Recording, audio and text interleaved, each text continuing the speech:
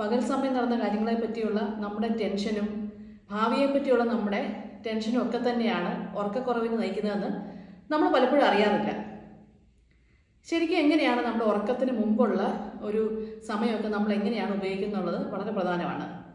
നമ്മൾ ഉറങ്ങുന്നതിന് മുമ്പായിട്ട് മിക്കവരും നമ്മൾ ചെയ്യുന്നതാണ്, നമ്മൾ ഫോൺ യൂസ് ചെയ്യും. അത് തന്നെ ഉറക്കത്തെ അഫക്റ്റ് ചെയ്യുന്ന അവസ്ഥയുണ്ട്. കാരണം മെലാറ്റോണിൻ എന്ന് പറയുന്നൊരു ഹോർമോൺ നമ്മുടെ ഉറക്കത്തെ സഹായിക്കുന്നതാണ്.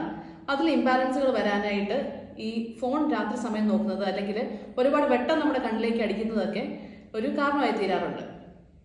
അപ്പോൾ അതൊരു പ്രധാന പ്രശ്നമാണ്. അതിനേക്കാളും വലിയ പ്രശ്നം നമുക്ക് പറയാൻ പറ്റുന്നത് നമ്മുടെ ചിന്തകൾ. നാളെ രാവിലെ ഉണർന്നു കഴിയുമ്പോൾ എങ്ങനെയാണ്, നാളെ ജോലി എങ്ങനെയാണ്, നമ്മുടെ ഭാവി എങ്ങനെയാണ്, നമ്മുടെ സാമ്പത്തികമായിട്ടുള്ള കാര്യങ്ങൾ, ഒരുപാട് കാര്യങ്ങൾ നമ്മൾ അഫക്റ്റ് ചെയ്യാറുണ്ട്. അല്ലെങ്കിൽ എന്തെങ്കിലും ശബ്ദം കേൾക്കുമ്പോൾ നമുക്ക് പേടി വരുന്നു, എന്തായിരിക്കും അത്. ഇങ്ങനെ പല പല കാര്യങ്ങളിലേക്ക് ചിന്തിച്ച് നമ്മുടെ മനസ്സ് ഉത്കണ്ഠപ്പെട്ടിരുന്നാൽ നമ്മുടെ ഉറക്കം ഉറപ്പായിട്ടും അഫക്റ്റഡ് ആവാൻ സാധ്യതയുണ്ട്. അല്ലെങ്കിൽ നമ്മുടെ ജീവിതത്തിൽ റീസെൻ്റ്ലി നടന്നതൊരു പ്രശ്നങ്ങൾ, എന്തെങ്കിലും വഴക്കുകൾ നടന്നു, ഒരു റിലേഷൻഷിപ്പിൽ പ്രശ്നങ്ങൾ വന്നു, അല്ലെങ്കിൽ ജോലി സ്ഥലത്ത് ഒരു കോൺഫ്ലിക്റ്റ് ഉണ്ടായി.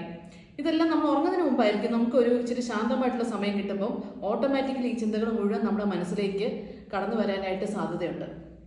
ഇതെല്ലാം തന്നെ ഉറക്കത്തിനെ ദോഷകരമായി ബാധിക്കും. എന്ത് ചെയ്യണം നമ്മൾ എന്ന് ആലോചിച്ചാൽ, ഉറങ്ങുന്നതിന് മുമ്പായിട്ട് കുറച്ച് പോസിറ്റീവ് അഫർമേഷൻസ് നമ്മൾ മനസ്സിൻ്റെ അകത്ത് പറയാനായിട്ട് ശ്രമിക്കണം. ഉദാഹരണത്തിന്, ഞാനിപ്പോൾ ഇന്ന് സമാധാനമായിട്ടിരിക്കാനാണ് ഉദ്ദേശിക്കുന്നത്, എനിക്ക് സമാധാനമായിട്ട് ഉറങ്ങണം, ഞാൻ അതിനാണ് ഫോക്കസ് ചെയ്യുന്നത്. ഈ ചിന്തകൾക്ക് ഞാനിപ്പോൾ പ്രാധാന്യം കൊടുക്കുന്നില്ല.